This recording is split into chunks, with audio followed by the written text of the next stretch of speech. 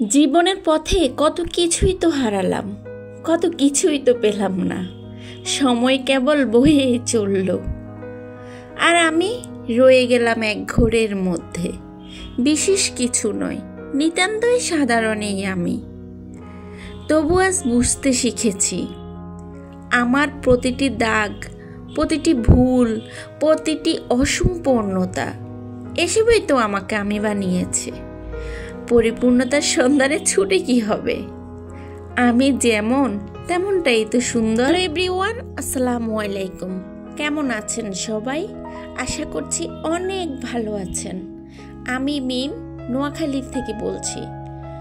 আপনাদের দোয়া এবং ভালোবাসায় আল্লাহর রহমতে আমি এবং আমার পরিবার অনেক ভালো আছি। আপনারা দোয়া করেছেন বলে আমি এতটা ভালো আছি, আলহামদুলিল্লাহ। আজকে মেহমান আসবে নতুন বাসায় উঠা উপলক্ষে। মেহমানরা অনেক দিন যাবতে বলতেছে নতুন বাসায় উঠেছো, আমাদেরকে দাওয়াত করনি, এটা তো ঠিক হয় নাই। তো তাদের এই কথাগুলো শুনতে শুনতে একেবারে কানটা ঝালাপালা হয়ে গেছে। তো ভাবলাম রমজান তো চলে এসেছে, রমজানের আগে তাহলে সবাইকে ডেকে দাওয়াত করে খাইয়ে দিই। রমজানের মধ্যে, আর রমজানে কেউ আসবেও না, রমজানের মধ্যে করাও আমার পক্ষে সম্ভব হবে না। তো সেই কারণে নতুন বাসা ওঠা উপলক্ষে সবাইকে আজকে সামান্য কিছু রান্না করে খাওয়াচ্ছি আর কি। তো তাও আপনাদের সঙ্গে শেয়ার করছি। আই হোপ আমার আজকের ভিডিওটি আপনাদের খুবই ভালো লাগবে। যদি আমার আজকের ভিডিওটি আপনাদের বিন্দুমাত্র ভালো লেগে থাকে তাহলে প্লিজ আমার চ্যানেলটি সাবস্ক্রাইব করে দেবেন, আর ছোট্ট একটি লাইক করতে কিন্তু অবশ্যই ভুলবেন না। আসলে আমাদের নারীদের কিন্তু সংসারের টুকিটাকি কাজগুলো করতে সত্যিই কিন্তু খুবই ভালো লাগে। ভাই, আমি যেমন আছি তেমনটাই আপনাদের সঙ্গে শেয়ার করতেছি। আসলে আমার এর থেকে দেখানোর আর বেশি কিছু নাই। আমার অনেক আপুরা ভিডিওতে অনেক কিছু শো করেন, সত্যি দেখতে অনেক ভালো লাগে এবং সুন্দরও লাগে। আর তখন আমারও মন চায় আমার ঘরটাকে ঠিক এমনটা করে সাজিয়ে নিই। তো সেই জন্য এখন কি করব, না থাকলে বলুন, আপনাদের ভাইয়ের সাথে ভেজাল করা ছাড়া তো আর কোনো উপায় নেই। তো সেই জন্যে বললাম, আসলে আমার যা আছে তাই তো ভাই। অন্যের বিল্ডিং দেখে আমার টিনের ঘরটা খুলে ফেলবো, এটা তো ঠিক হবে না, তাই না? আমার যেমনটাই আছে ঠিক তেমনটাই তো দেখানোর আছে, এছাড়া আর কি দেখাবো আপনাদের সাথে। তো মেহমানদের জন্য অনেক কিছুই রান্না করলাম, আলহামদুলিল্লাহ। আপনাদের ভাইয়া যেহেতু নামাজ পড়ে এসেছে, তো আসার সময় আমাদের জন্য পেয়ারা এবং কিছু বিস্কিট নিয়ে এসেছে। পেয়ারাগুলো কিন্তু সত্যি অনেকটা সুন্দর এবং তাজা ছিল। তো আনার সাথে সাথে আপনাদের ভাইয়া বলতেছে এখান থেকে চটপট করে 2টা কেটে এনে দেওয়ার জন্য। উনি কিন্তু আবার একদমই খিদে সহ্য করতে পারে না, যেহেতু মেহমানের আসতে এখনও অনেক দেরি। তো ওনার প্রচুর খিদা লেগে গেছে। সাথে মেয়ের জন্য এই যে এগুলা নিয়ে এসেছে। আসলে এগুলার নাম কিন্তু আমার জানা নাই, যদি আপনাদের কারো জানা থাকে তাহলে অবশ্যই বলবেন। মাত্র এই ছোট্ট একটা প্যাকেটের দাম নাকি 170 টাকা নিয়েছে।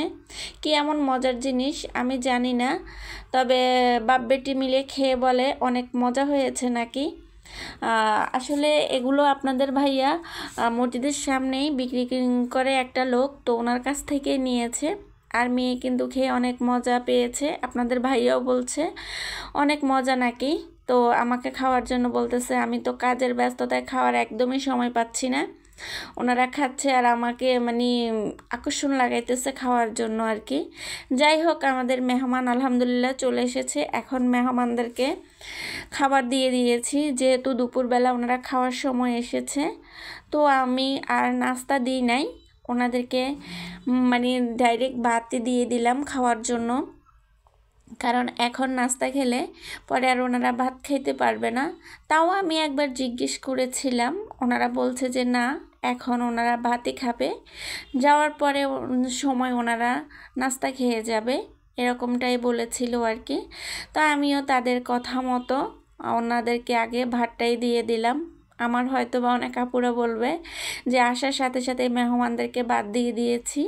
তা আসলে মেহমানদের চাওয়া ছিল এরকম আগে ভাত দিয়ে দেওয়ার জন্য, তাই দিয়ে দিলাম আর কি। নতুন বাসায় প্রথম মেহমানদারি, জানি না কেমন হয়েছে। আসলে চেষ্টা করেছি ওনাদের মন মতো করে ওনাদেরকে খাওয়ানোর জন্য, কতটুকু পেরেছি আমি নিজেও জানি না, আমার আল্লাহ তাআলাই ভালো বলতে পারবেন আর কি।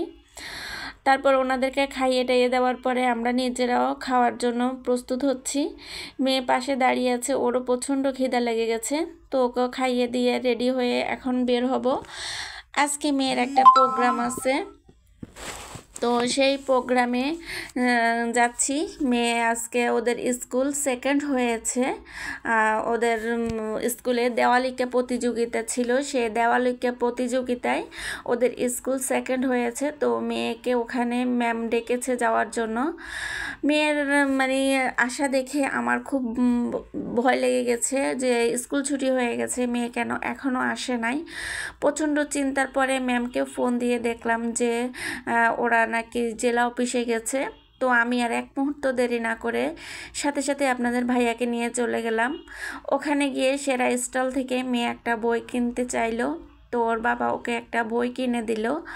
আসলে ও ভূতের গল্পের বইগুলো পড়তে অনেক পছন্দ করে।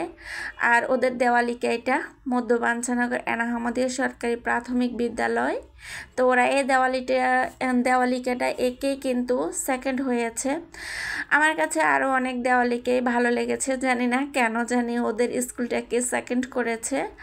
যাই হোক, আলহামদুলিল্লাহ আমার মেয়ের স্কুল সেকেন্ড হয়েছে, এতে কিন্তু আমারও খুব ভালো লেগেছে।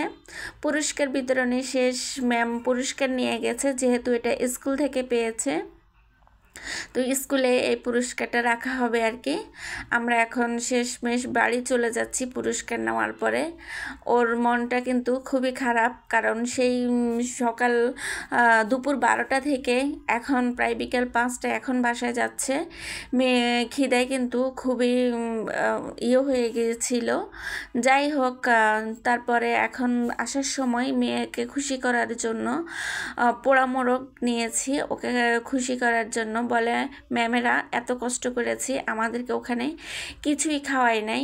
তো সে কারণে ওর বাবা বলে আব্বু তোমাকে খাওয়াবো, তার জন্য তার বাবা পোড়া মোরগ মিষ্টি এগুলো এনেছিল আর কি।